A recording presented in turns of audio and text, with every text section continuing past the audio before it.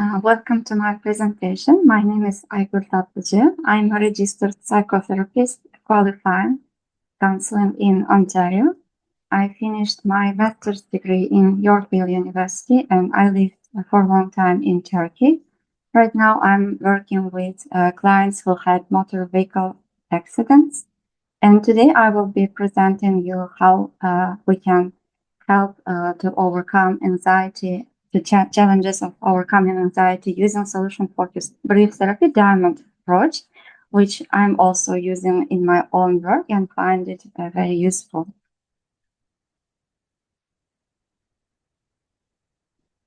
So solution-focused brief therapy is an approach which emphasizes client strengths and resources. It's client-focused. It respects the client's autonomy, respects differences, and it encourages to use client's language and is change-driven. This therapy tries to focus client on their future progress, possibilities to change, and helps to find out resources and skills to achieve their desired outcomes. And therapist or solution-focused brief therapist avoids re-traumatizing the client and doesn't ask them to speak about their traumas, but tries to orient towards solutions. And solution-focused brief therapy diamond approach was developed by Adam Freuer and Elliot Coney, and it helps to describe the desired outcome and future, how a person would envision themselves in the future when they have achieved it, and what kind of change it can create in their lives. And this diamond approach consists of different sections. And during this therapy, the therapist helps the client to find their resources and skills so that they can achieve the desired transformation and change. And they are also looking for instances when they had the desired outcome in the past, so that they would notice that they already have the change they are wanting to achieve, they have the strengths. And solution-focused brief therapy diamond approach was found efficient while working with variety of different problems and populations. For instance, there is evidence of it being efficient while working with children with behavioral problems, depression, anxiety, trauma, PTSD, people with medical concerns, social issues, self-esteem concerns, substance abuse, and marital satisfaction. It is especially efficient while working with couples, families, and when compared with other therapies, the change is occurring faster and also efficiency is higher in many cases. And the stance of solution-focused brief therapist, diamond therapist, is different than from other therapists.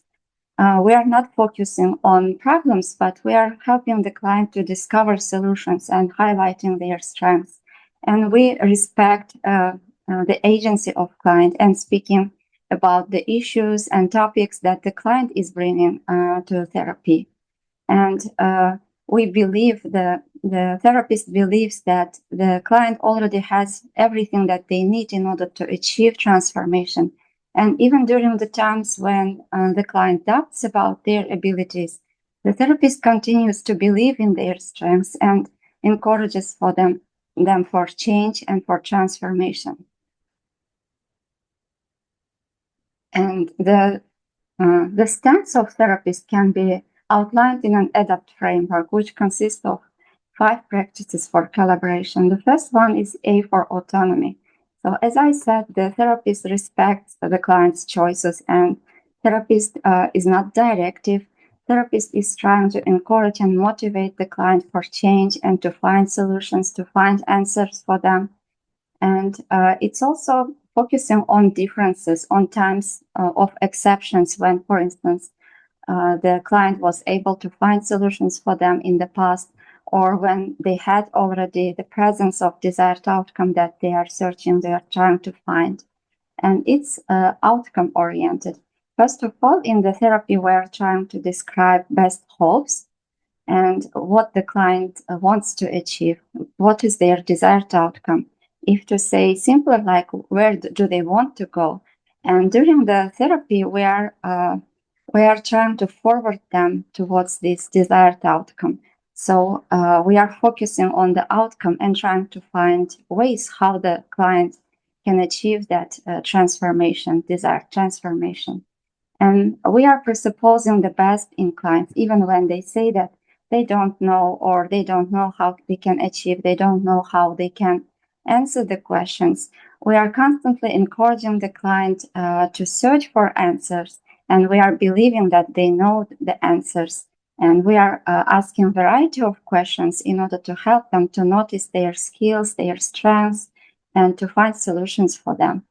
And as I said, we are believing in clients' autonomy, that they are capable of achieving change. We are motivating them. And this belief, this trust actually becomes a kind of like the main part which helps the client to see the best in themselves and to take action towards transformation, towards change, and towards their best hopes that they want to achieve. And this diamond approach, which was developed by Elliot Coney and Adam Freud, consists of different sections. The first section is desired outcome questions. Whenever the client comes to our sessions, first we are asking them to introduce themselves, speaking with them about like first introduction part. After that, we immediately go to their best hopes, and we are immediately asking them, what are your best hopes from working with me today, and what you would like to achieve as a result of speaking with me today? So we are intentionally directing them towards their goals from the very beginning. And after they say what are their best hopes, we are asking them to describe it in more details. And this is very important in diamond approach, because it's important for them to understand what they want, what exactly they want, so that they can achieve it. Sometimes clients might tell us some not realistic, maybe best hopes. For instance, they might say, my father is ill, and as a result of speaking with you today, I want my father to be healthy. So in that case, we are helping to find the client more deeper best hopes. For instance, we are using different questions and asking them what difference it would create if your father was healthy and he wasn't ill. And for instance, they might say that they wouldn't be anxious about him anymore. And then we can dig deeper and ask what kind of change it would create for you, what difference would it make for you. And they might say, for instance, that they will be feeling calm and in peace. And then we can even deeper and ask what change it would be within them, like what would it tell about them. So here, if even in the beginning these best hopes, they seem something as unrealistic, actually the client understands what they really want. They want to feel calm. They don't want to be anxious. And then we can put the contingency, the problem that the client told in the beginning, together with the best hopes and desired outcome that we found while speaking with them. And we can ask them questions together with this contingency. For instance, we could say, so if even your father wasn't healthy, if he was still ill, but if somehow you could stay calm, what difference it might create in your life, what difference it might mean for your father. And in that sense, we are helping the client to find the best hopes and the best desired outcome for them. And once they have found their goals, we are constantly redirecting them and helping them to find their strengths, skills, resources in order for achieving this desired outcome. So this first part is one of the most important parts in this therapy, in this approach. That's why we need to constantly ask questions and to help the client to have a very detailed description of their desired outcome. The next section is history of outcome questions. In this section, we are asking questions the client in order for them to realize that actually they had some moments in the past when they had this desired outcome. For instance, if the client's desired outcome was that they wanted to feel calm. They didn't want to be anxious. And if they are anxious right now, at the moment, then we are asking about moments, exceptions in the past when they were not anxious. And even if there were some problems, some issues, but how they could stay calm, what helped them to stay calm. And here are some parts of these questions. For instance, as I said, presence of outcome questions. When was this desired outcome present in the past? For instance, we could ask about the same client whose father was ill. Do you remember any times when your father was ill, but you still could stay calm? You weren't anxious. And what was different about those situations? How you were thinking differently, maybe how you were responding differently. What were you doing? And we are directing their attention towards actions also. What did you do in order to stay peaceful? For instance, maybe they would realize that they went for a workout, or they had a walk, or they did something that helped them to stay calm at that moment. And the next one is observation questions. We are using here noticing questions. So what did you notice at that moment when you were calm and you were not anxious? And we can ask, for instance, the person whom they value, about their friends, about their parents, partners, and we can ask what these people noticed about you when you were calm, how you were looking like, what were you doing differently, how, for instance, was your face, what were you doing at that moment. And sometimes these questions can help to notice some skills and strengths in themselves, because when we are looking just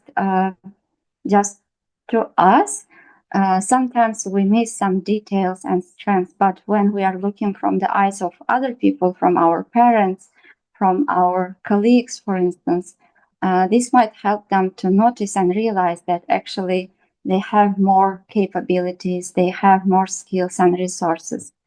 And the next one is interaction questions. So if you were calm and less anxious in the past, how this was impacting your interactions with other people, how you were communicating with others, how you were interacting with others. And all these questions help the client to become more motivated towards change, and helps to increase their self-confidence and to believe in their capabilities. And the client, this can help the client to start thinking that if I was capable of doing it in the past, maybe I can do it again. And this helps to evoke hope with them. So there are some other questions that we can use. For instance, how did you help the outcome of being less anxious? What did you notice when you were able to stay calm? What difference did it make to you when you were less anxious? For instance, they might realize that they were more organized, they were more productive, they could do more job, or their interactions also was changing. And they would also discover different versions of themselves at those moments. And this would help them, again, to empower hope and to be hopeful that they can have the same sense of calmness, patience again in the future.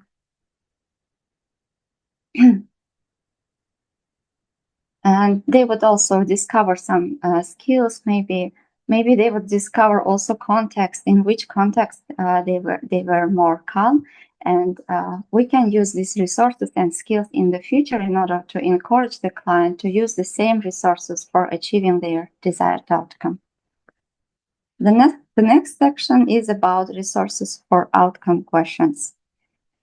So we are helping the client to realize what strengths and skills they already have in themselves that they can use for achieving their outcome. For instance, what helped them to keep going even when they were anxious, and what skills they had that helped them to achieve this transformation. For instance, they might notice that in the past, when they were peaceful, they were doing some breathing exercises, or they were using mindfulness, but maybe today they forgot about it, and this would help them to think about it. And we can also ask about past successes. We can ask them, can you recall times when you achieved a similar goal? Or was there a time when your mentor or your teacher noticed that you were more calm? So all of these questions are helping us to empower the client to help them to move towards change and discover their own strengths.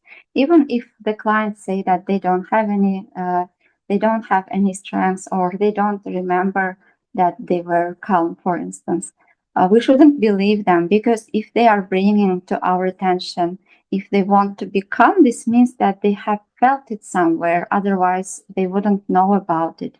So, not believing our clients when they are doubting in themselves, uh, when like they don't feel very hopeful, but evoking hope, have hope, and asking these questions can help to inspire them and to find resources in them.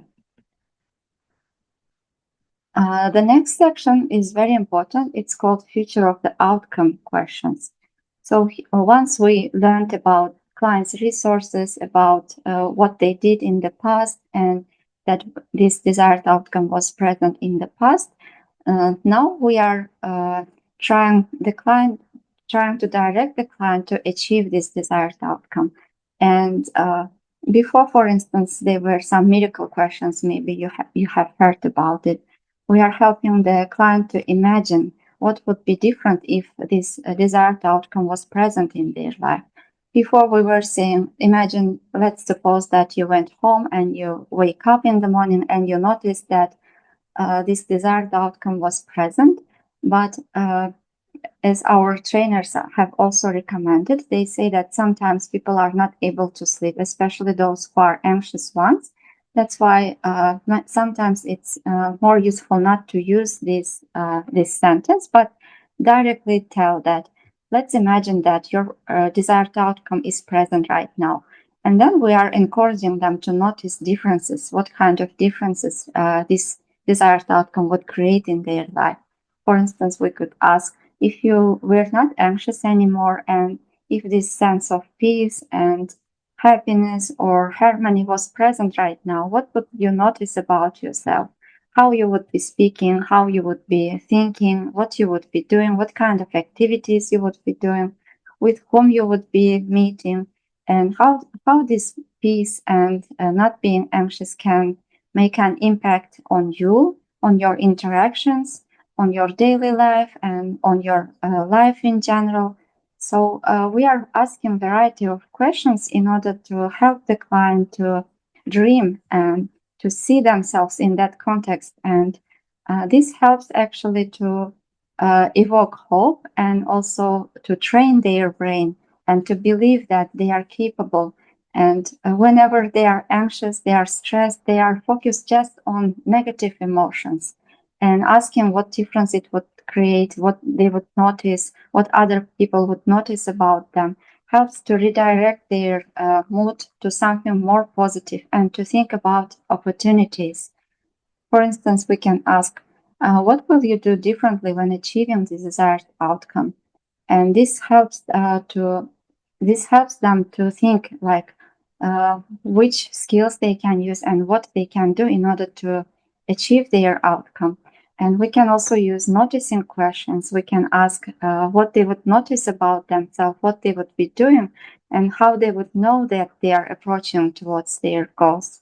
And for instance, even if they think that anxiety will not come at once, some of the clients might say that they would still have anxiety. And in that sense, we can tell them, if anxiety was still there, but if somehow anxiety started to decrease, how you would notice that it's decreasing, what you would be doing at that moment, and what other feelings would be filling the place of anxiety, what other feelings you would have. And actually, at that point, this is the point of change. They would realize, when they are thinking about positive emotions or about other emotions that they might experience, they would be living that change at that moment. Because when they would think about positive emotions, they would start to experience those emotions, though, to taste those emotions. And once the brain experiences these emotions, it would be more likely to experience them in the future. And after the client has described about their desired outcome, after we have spoke about their resources and how their resources can help to approach their goals, to achieve their goals, the last part is closure. And closure is also different from other therapies. We don't assign any assignments. We are not forcing the client to come next time. We are not asking also what was helpful for them, or we are just saying when during the therapy you have noticed that you were experiencing some emotions, or you are having thoughts that you can achieve your goal. And this helps them to notice times what was useful for them during the therapy. And after that, we are expressing our gratitude that they came to therapy. We are telling them thank you for coming. And we say that we appreciate that they worked with them and they answered the questions. And we are saying if you would like to appoint another session in the future, we would welcome. And that's how we are ending the session in solution focused diamond approach. So when we are working with anxiety, anxiety is something uncomfortable. People are coming when they are worried, they are stressed, and they are experiencing intense anxiety. And at that moment, all their attention and energy is just focused on that negative emotions and feelings. But when we start to these conversations and when we ask these questions, they realize that actually there are other feelings that they can sense. And they realize that actually they are not always anxious and they are noticing themselves in the future or in the past when they were able to manage their anxiety, and they become more hopeful that change is possible, especially when we are asking them to describe their desired outcome. This becomes a kind of turning point which motivates them towards positive change. And at the end of session, they are being more hopeful. They are willing to make efforts, to take steps in order for achieving their desired outcome and to becoming calmer or whatever is their desired outcome is. So according to neuroscience also, when people are constantly stressed, they are worried, they're sad or anxious, it's more difficult for the change to occur.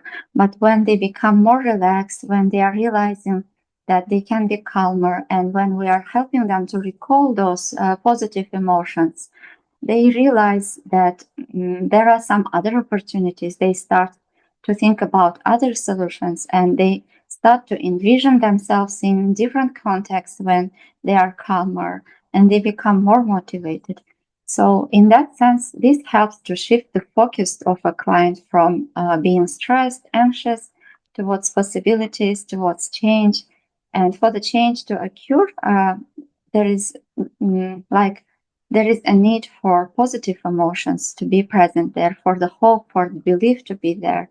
And this approach helps to bring whole positive emotions and what the people want to bring into the session.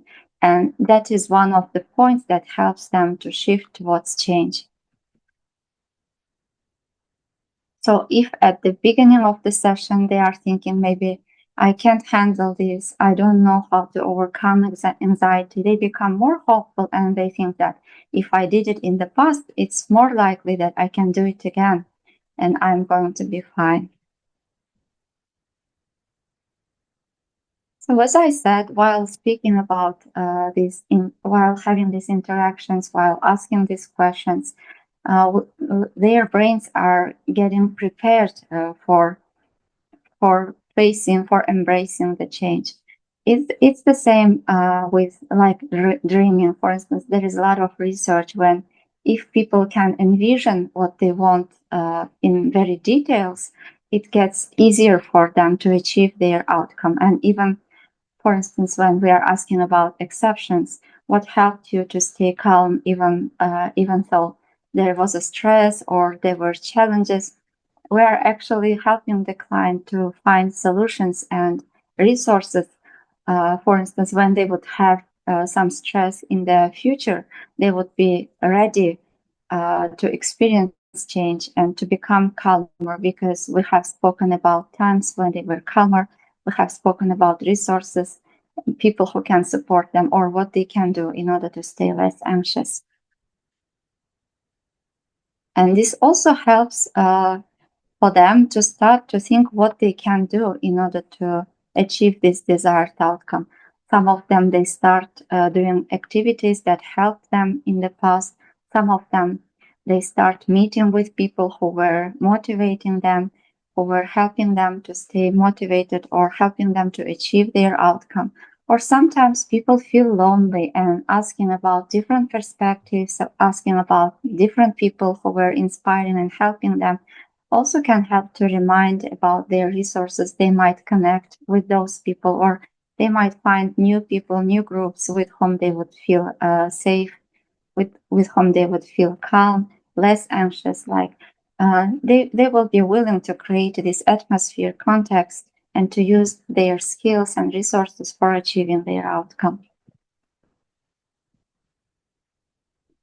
And also speaking about these questions, asking these questions helps to find different versions of themselves. If at the beginning of the session they come very anxious, very worried, and they are kind of fused with these feelings, asking these noticing questions, different questions, helps the clients to step back and to notice that they are not their anxiety, that this was just one version, and different versions of themselves exist when they were not anxious. For instance, we also can ask them about their roles. Maybe they are not anxious when they are wives or when they are mothers. Maybe they are not anxious in their workplace. And digging deeper and asking about noticing questions, different questions can help them to find some resources. What are they doing differently in that versions? And then to use that skills that they are using for the context in the session and for achieving their goals.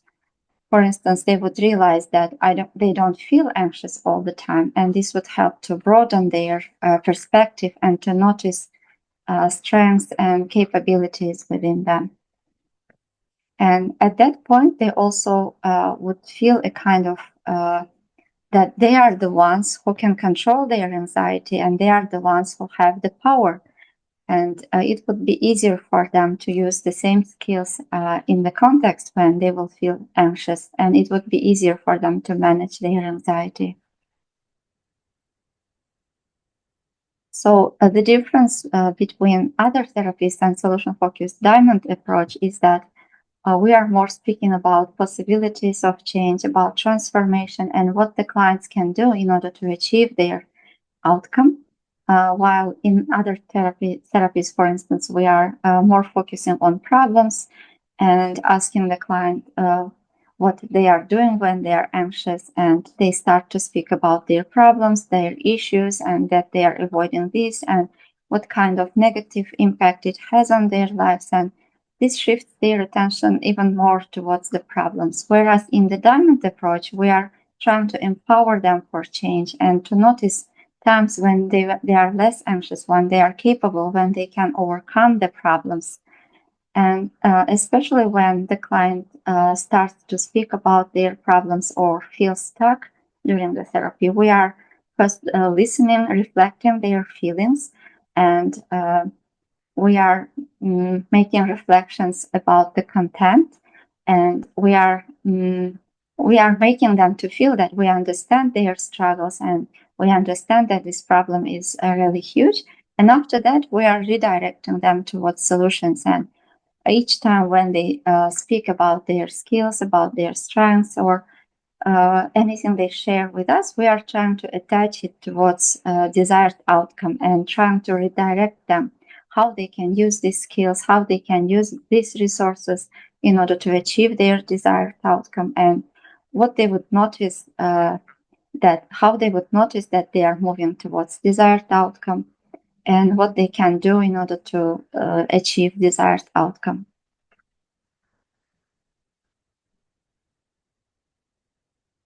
So at the end of session, the clients realize that they can choose where they can use their energy, their time, and their attention. And they notice that they are capable of controlling their emotions, and they are capable of shifting perspective. And this is one of the points where they realize that they are capable of change. I prepared this presentation using trainings and podcasts of Elliot Coney, Adam Froer, and Anna Francis. And if you have any questions about this approach, about this therapy, I would be glad to answer your questions.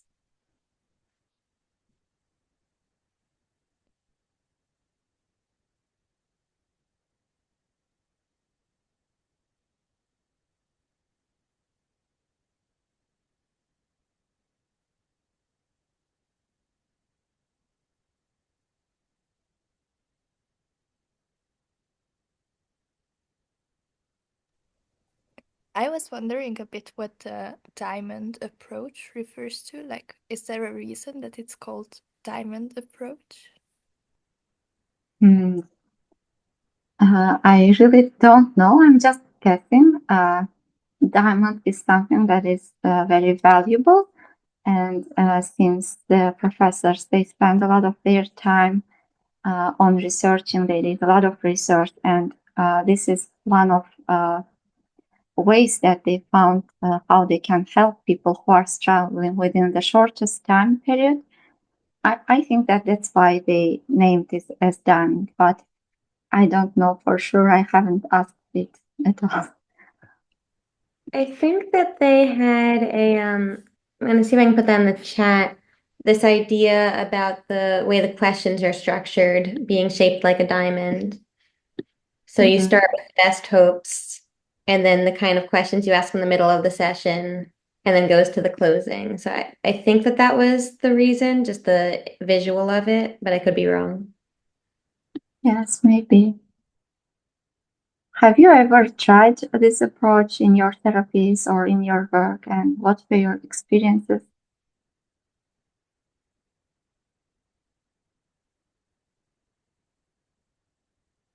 Or maybe you have some questions how like these sections questions can be asked. For instance, in the very beginning, one of the challenges also, sometimes when we ask about best hopes, the clients might say that they don't know. And especially when we are working with kids, they might be not willing to answer all of those questions. It can be challenging for them. So in that case, we are keeping to encouraging them and asking again, and what's your opinion? What do you think about it?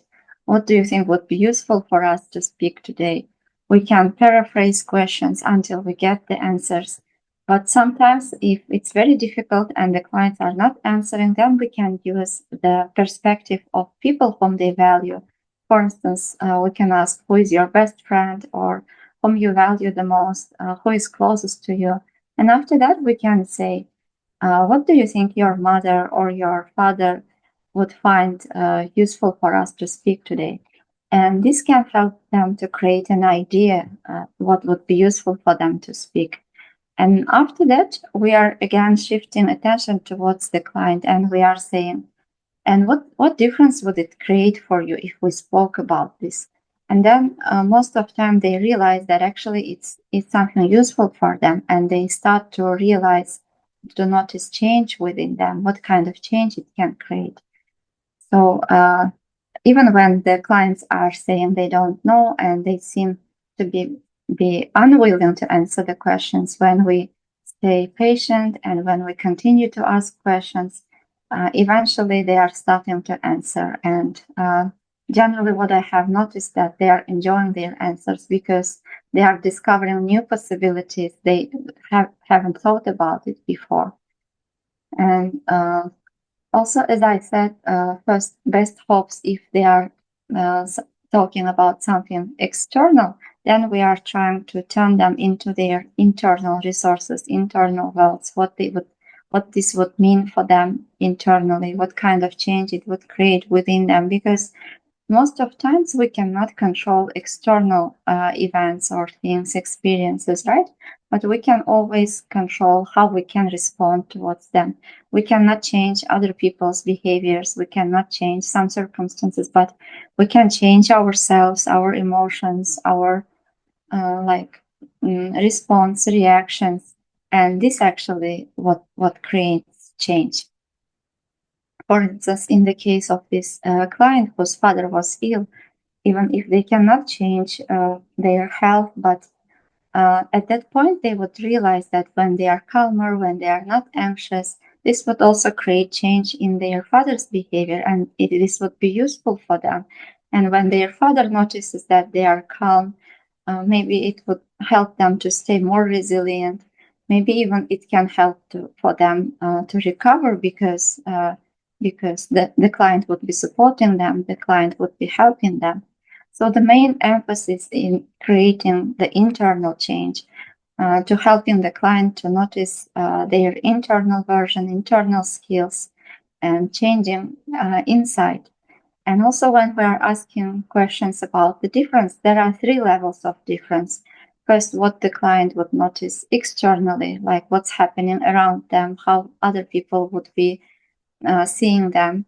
Sometimes we are using the metaphor of camera. We are saying if there was a camera here in this room, and if you notice that your desired outcome was present, what would this camera capture? What would you be doing? What you would be wearing? How you would be speaking? And this helps to notice change in them and to envision change in them.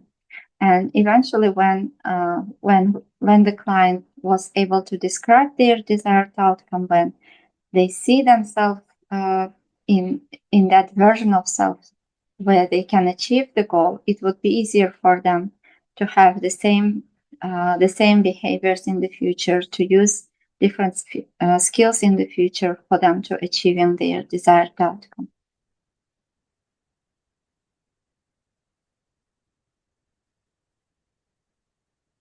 Do you have any other questions? Yes, please. Yeah, less questions, just more an observation. I mean, I like the diamond. Been using it for a while, and what I like about it is the way it's just a way of structuring, a quite natural way of structuring. I've found, I like the fact that we kick off with best hopes, and most of us will have had that in our training anyway. But I think that's a useful title. But the resource talk, I think, is quite interesting. Bringing that in, and typically after you've done your best hopes, so you get to know them a bit. So as you've got through best hopes, you can link it with the resource talk, and that works quite well in identifying what they bring with them. The resources they have got. And then we go into that, then it's a natural flow into that sort of, let's really get down to what the preferred future looks like. And I think that's quite helpful. And then we move on to, what are glimpses, instances, and so on, as an exceptions, which is just a history of the best hopes in action, which I think is quite good the way that works. And I think it's a nice structure that you can use, and and then obviously you follow on with the usual further sessions on the kind of what's better, different, and again you focus on resources, and you're back to instances, exceptions, and so on. So it's just a very nice way of, in my view, of actually structuring, though it's a very flexible structure, of course. It wouldn't be SF if it wasn't.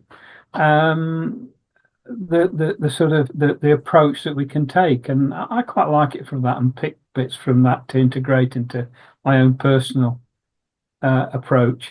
And Adina, you're right. The structure was the diamond did come from where you said it's in. I mean, the book's certainly worth reading.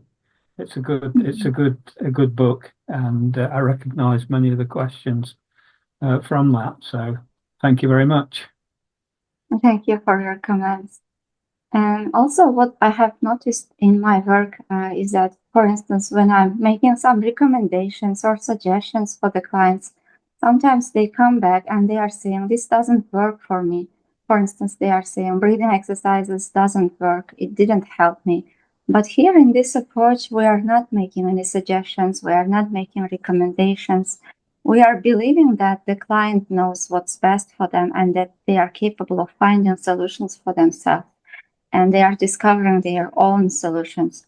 So in that sense, we are placing the client as an expert, and we express our respect. We express like our like we place them at the center, and they are the ones who are leading the conversations. And we are using their client's language, which helps them to feel heard, understood, and empowered.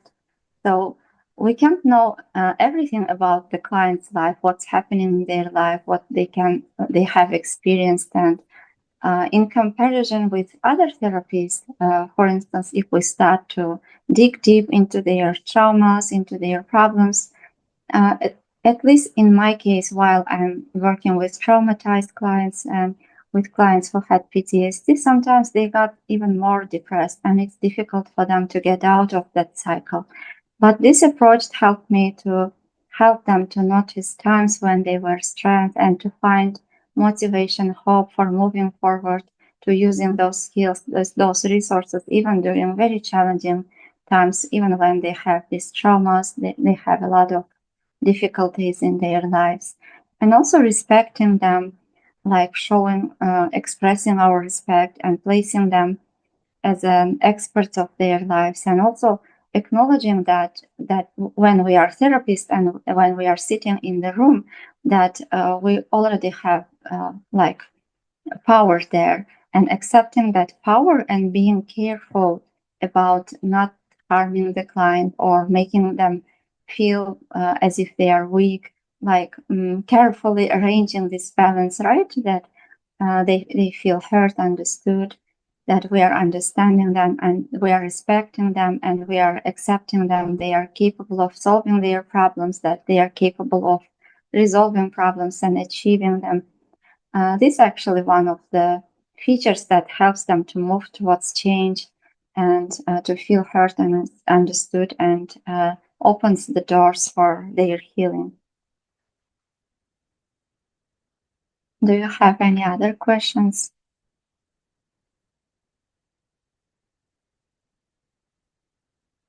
And regarding closure also, when I was assigning assignments to my clients while using other therapies, sometimes they cannot do their assignments, and when they come back, they feel a kind of like sorry for it, and this might also impact maybe a rapport between us, our relationship, or they might feel shy, or they might feel disappointed with themselves. But what we are doing in Diamond Approach, we are empowering the client, motivating the client, and helping them to envision how they are achieving their goals. And this actually helps them to create change outside of therapy, outside of sessions. And this approach assumes that there is no need for assigning assignments, for giving assignments, because when they feel ready, they would already go and do whatever they want to do, and they can change. And that very point that somebody believes in them, somebody trust, like that trust and rapport actually helps them to stay strong, resilient in the faces of challenges, and makes it possible to create change.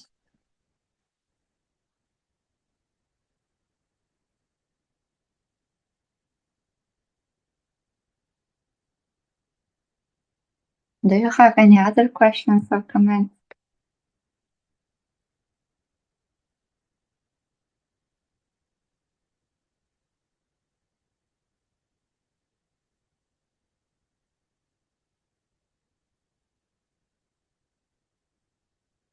Yes, please, Olenka. I'm just saying thank you. I don't have a question. Thank you for an informative session.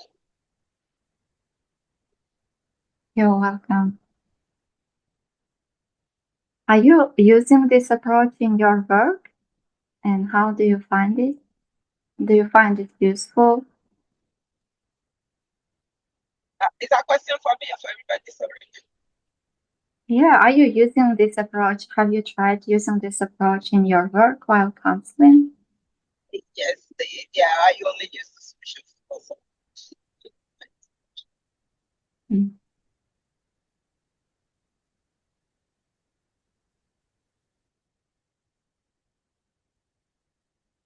And this is all that I wanted to share.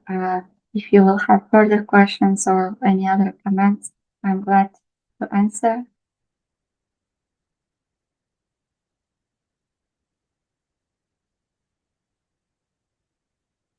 Thank you for coming. Thank you for your attention. And I also want to thank all the people who contributed for my education, who helped me to prepare the presentation. And I appreciate the help of my friends, of my colleagues, my professors. And I wish you to have a good day and continuation of these organizations, conferences. I think it's really useful for us to develop ourselves, and for the people who are attending, it's increasing their knowledge, and it's helping to support our clients better.